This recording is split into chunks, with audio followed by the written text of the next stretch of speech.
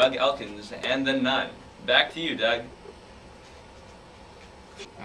This is Doug Elkins, and we're here with Alyssa Bushman, a medieval nun, and I have some questions for you. What are the three main vows you nuns live by? Well, as nuns, we take three vows. It is the vow of poverty, the vow of chastity, and the vow of obedience. All right, that's interesting. And what are you nuns dedicated to? We are dedicated to worship, reading, and working in the nunnery most of the time. What are you nuns required to do, like chores-wise? Yeah, actually, there's a lot of chores, but to name just a few of them, we produce wine, ale, and honey. We provide education for the novices, and we spin, weave, and embroidery. All right. And as a nun, where are you guys centered around? We're centered around the Book of Hours, and there is hours in the book of each day, and there's a prayer that we do in every hour that is dedicated in the book. And what are a couple of the prayers? Well, the first three in the book are the Lauds, the Matins, and the Prime. All right, interesting. And how many hours are in the Book of Hours? There is precisely 8 hours in the Book of Hours. All right, thank you for your time. Back to you, Darren. Thanks, Doug. That was a lot of information. Or none.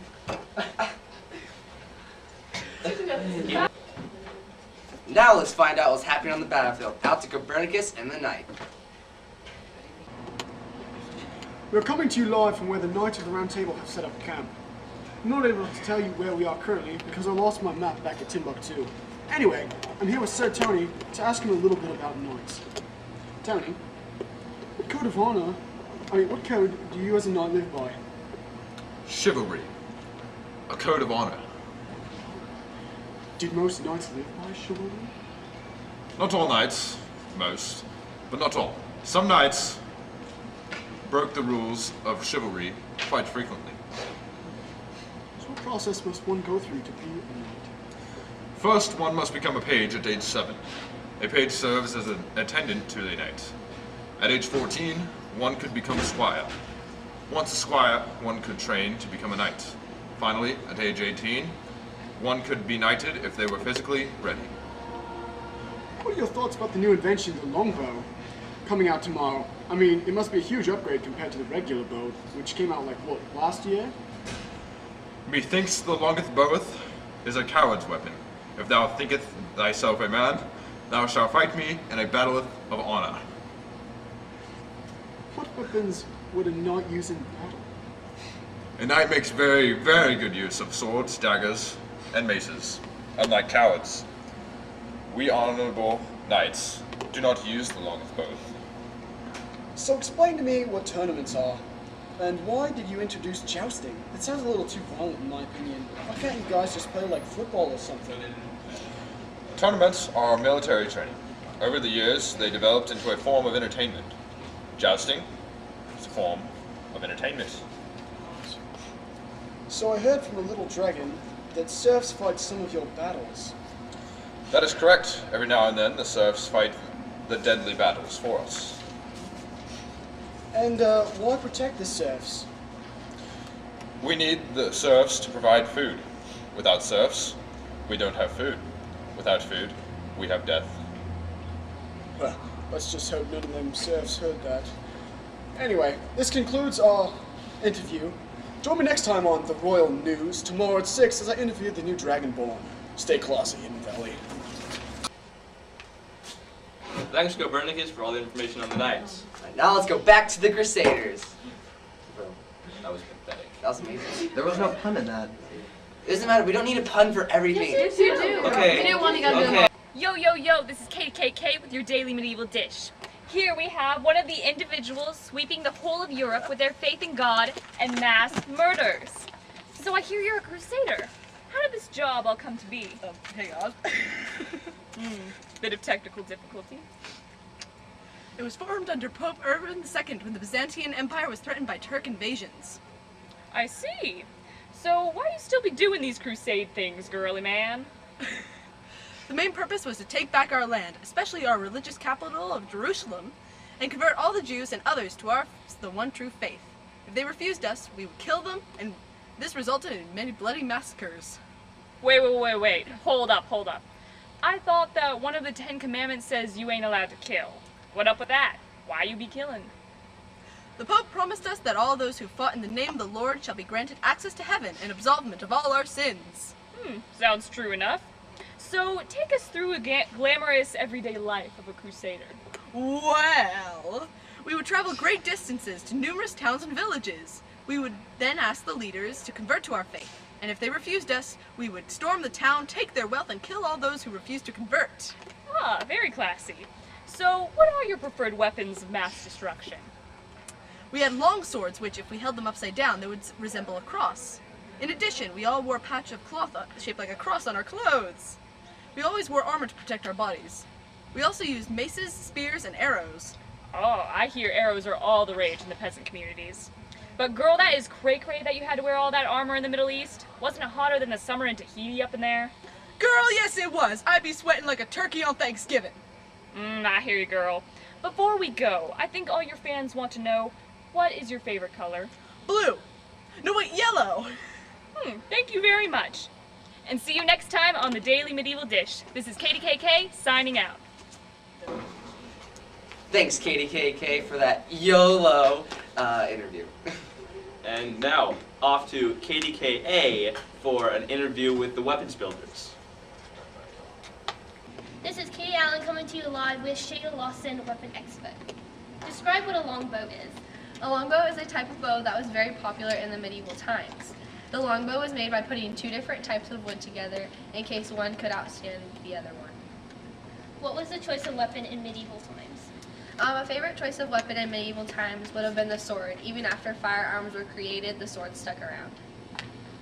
Who used longships? What made them and send them out with other ships? Longships were really popular with the Vikings, and they withstood each other longer because both ends were pointed, so it's easier to maneuver in and out of sticky situations. How were castles stormed? Castle storming was usually the last resource or technique of attacking an enemy. It normally gave your opponents a better chance to win because you were on their turf, they had more weapons, and they knew the area better than you did. Was armor used in medieval times by knights? Yes, armor was used a lot by knights, but it wasn't used by serfs or peasants because they didn't have money to get it. In what ways was a falchion similar to a sword? How did they differ? A falchion was one-handed and one-sided, and it had a curve at the end, so it's easier to slice and dice up your enemies. Sorry. What was the difference between a trebuchet and a catapult?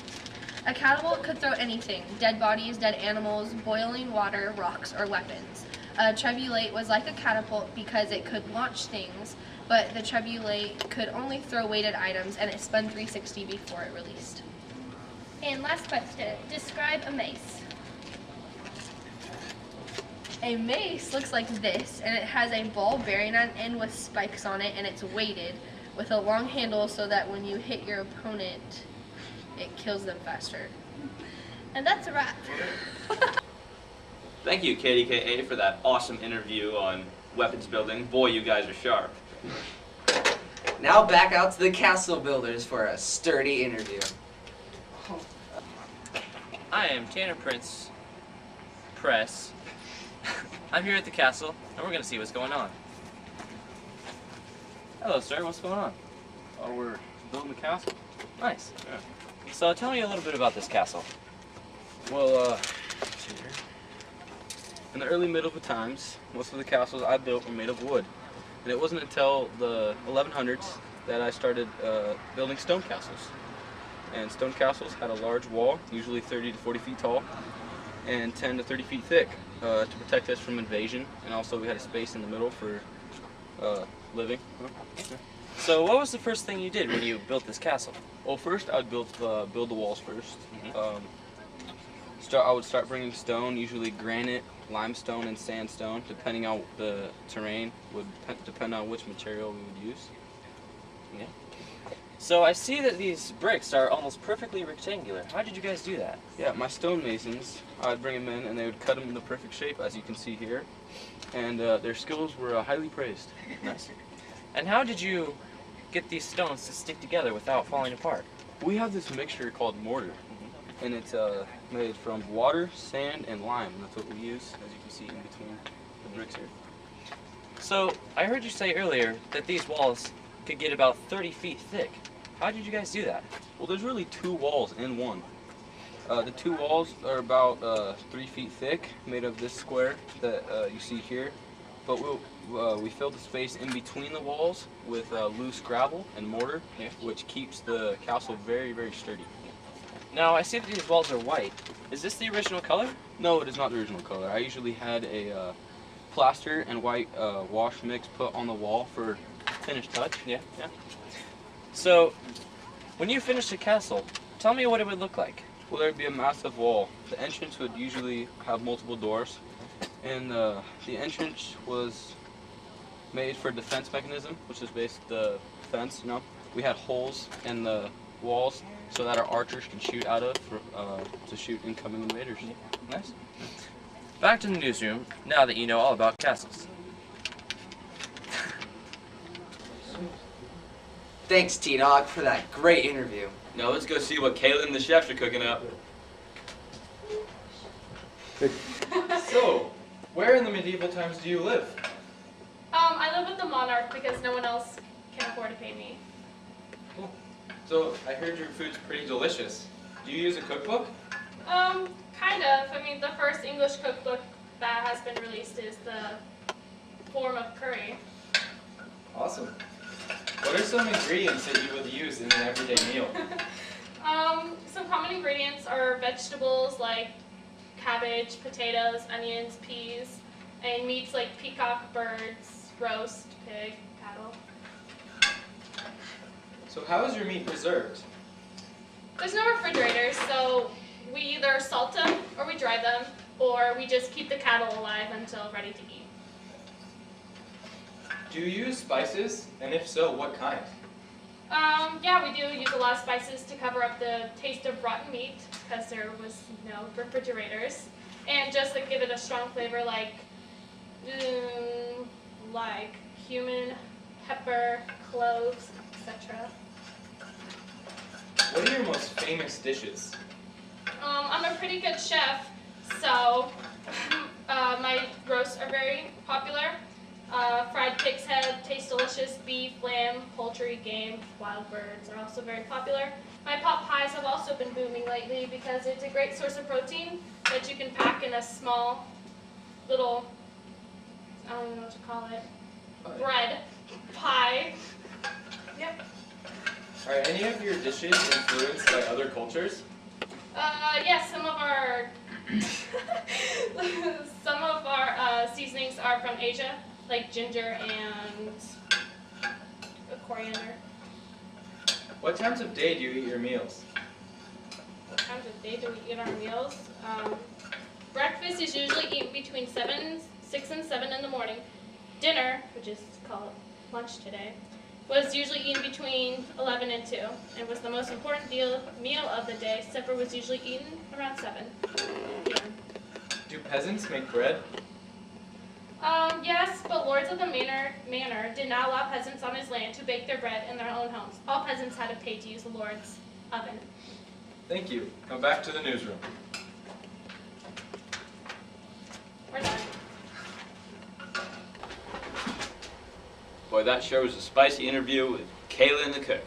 Now let's see what's cracking with the serfs. I'm so racist. Okay.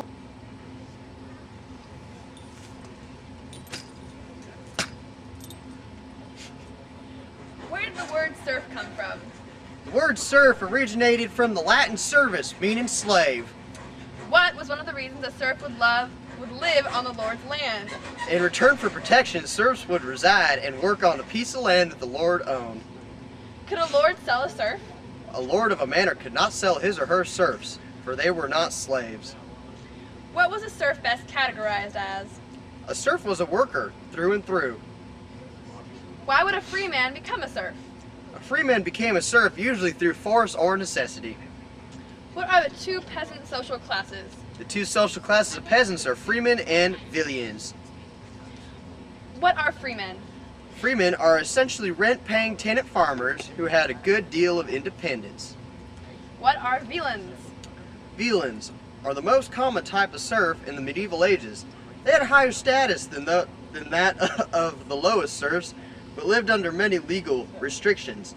Generally rented small homes with or without land as part of a contract with a landlord. Expected to spend time on the Lord's field, was often only seasonal. Wasn't that bad. The rest of their time was spent farming their land they couldn't move without the Lord's approval. What was the last type of serf? The last type of serf was a slave. They had the fewest rights out of all. They owed no land and worked exclusively for the Lord. They survived solely on donations from the landlord. What were a serf's main duties? A serf's main duties were paying taxes to the Lord and working really hard. What kind of clothes did a serf wear? The medieval serf's clothing was basic and practical. A medieval serf's clothing or dress consisted of, for females, a blouse or cloth or skin fastened by leather belt round the waist. For men, it was an overcoat or mantle of thick woolen material which fell from his shoulders to halfway down his legs. Shoes or large boots, short woolen trousers, and from his belt there hung a sheath for his knife. Medieval serfs generally went bareheaded, but in cold weather or in rain, they wore a woolen hat. Gloves were only worn for their practical clothing value and were padded for use in tasks such as edging. And now back to you. Who? I don't know who they are! Oh, that felt like a year and a day. Thanks, Sophie and the poor kid. The prices are in. Let's see what's on the market with the merchants. Oh, solid. Boom. We are here with our local merchant, Anna DiMatteo. Anna, tell me, you are a merchant trader, so what are some dangers of trading?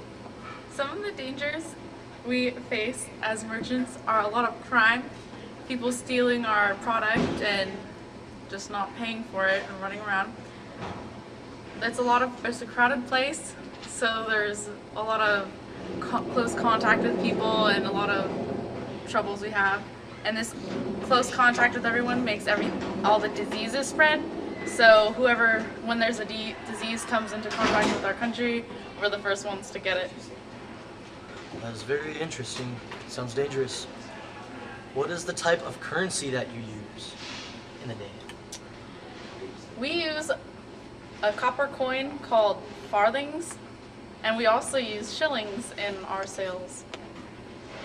I have plenty of those. What are some of the merchandise that you trade? Some of the merchandise we get, most of it comes from foreign countries, like wool from England, we get our fur from Russia, some of our wood comes from Scandinavia, France brings us salt and wine, Spain brings us horses, tapestries from Flanders, glass from Italy, and a lot of silk and spices from Asia. And a couple more questions. What are some of the towns that on the trade routes that turned into great cities?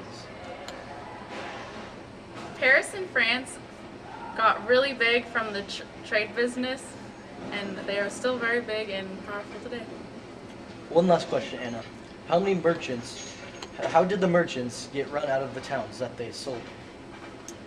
The town merchants couldn't compare with the wide selection and great service of the current merchants that already live in the town, or didn't live in the town. So foreigners did better than us. Thank you for your time, Anna. Thanks, Andrew, for that money interview. Now let's go after the matter with the lords.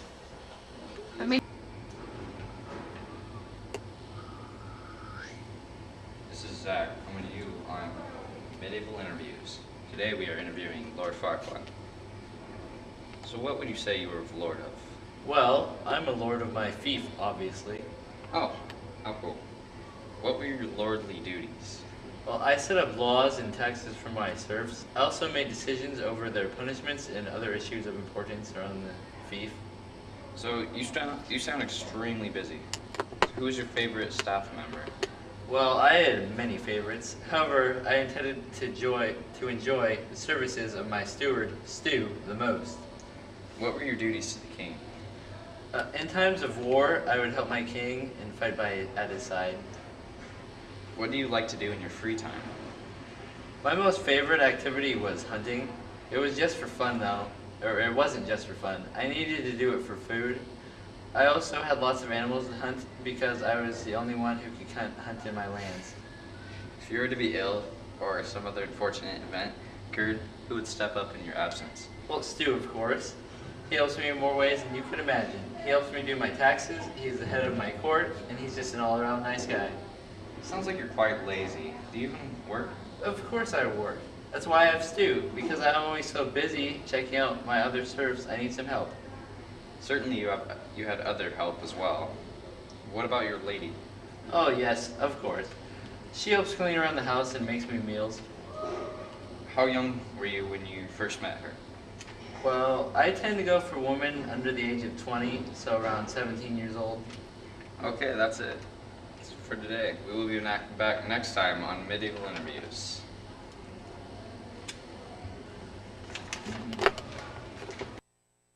Hi, it's Darren Clarence here talking to a medieval doctor. Did you know that did you know what the bubonic plague was and how to cure it? We actually had no idea what that was at the time. We were just coming up with ideas and random facts to try to get it to work, figure out how to cure it. How do you think it spread? We actually thought it was through bad air and pollution in the air, and if you breathe it in then you get sick, but the truth is it was actually spread by rats and pestilence. What kind of protection did the doctors wear to protect themselves from getting sick? We had a mask that had like a cone-shaped beak on it that we packed in straw and flowers and bombs and scented materials, and the straw was supposed to filter out the bad air, and all the scented leaves and flowers would make it smell better and also kind of keep us from smelling the bad air. It's a pretty dumb idea. And we also had a stick to poke people with so we wouldn't have to touch them because they were rotting. What was the best treatment you could offer to your patients? Well, we had a couple ones. We would mostly pay attention to the patient's body fluids, which were called humors, and there were different ones like phlegm and blood, and blood was like fire, and phlegm was like air, and we had just weird ideas. We also paid attention to urine and stool, and sometimes we would even like drain people's blood by putting leeches and frogs on their swelled lymph nodes, and kind of weird in general stuff. That was very weird. Were you hired by people or the entire town? Actually, the towns hired us. Wow. The towns wanted us to treat everybody, not just the rich. That's amazing. Yeah. Where did you go for your medical training? Oh, we had little to no training at all. We would be... We were the doctors who couldn't get any other jobs doing anything else. We were the worst of the worst doctors. Oh, so you're stupid. Oh, okay. Were there female doctors? Yes, but they weren't qualified. Not until the late medieval period, where they actually had universities that would teach women how to be doctors. Do you think the population now would have been much greater if the plague had been prevented or even controlled better than it was? I'm sure it would be. Maybe we wouldn't have as many medical advances as we do now if we had realized all the factors that have gone wrong during the days of the Black Death, but I don't think it'd be much different. We'd probably have not as good sanitation, or I don't think there'd be that much of a difference. Okay, that's all. Back to you. Boy, that was a long interview. You're telling me. Well, that guy looked familiar. Wonder how that plague got spread around. I don't know, but have you seen my cute little pet rat? Oh, he's adorable. Now, well, I need one more queen for my royal flush, so let's go out to the queen. Yeah.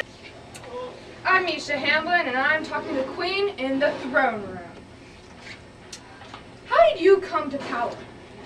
Most medieval kings inherited their kingdoms from their fathers or other close relatives.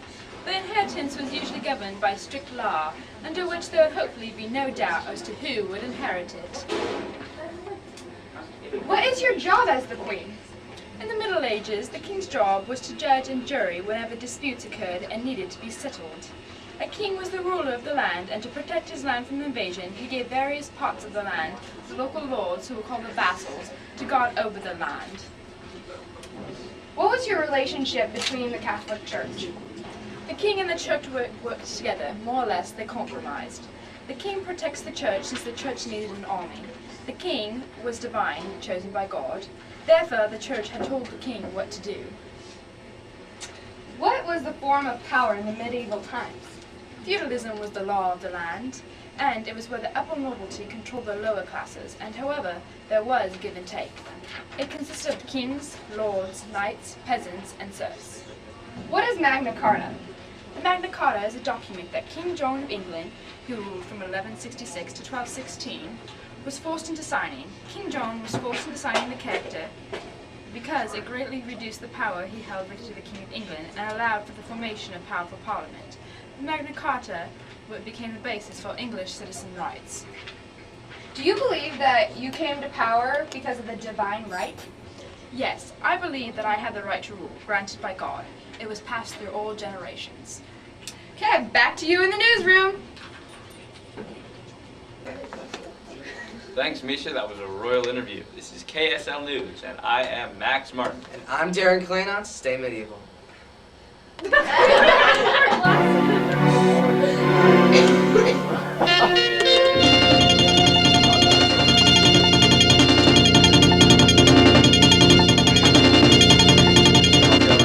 Good, we're done.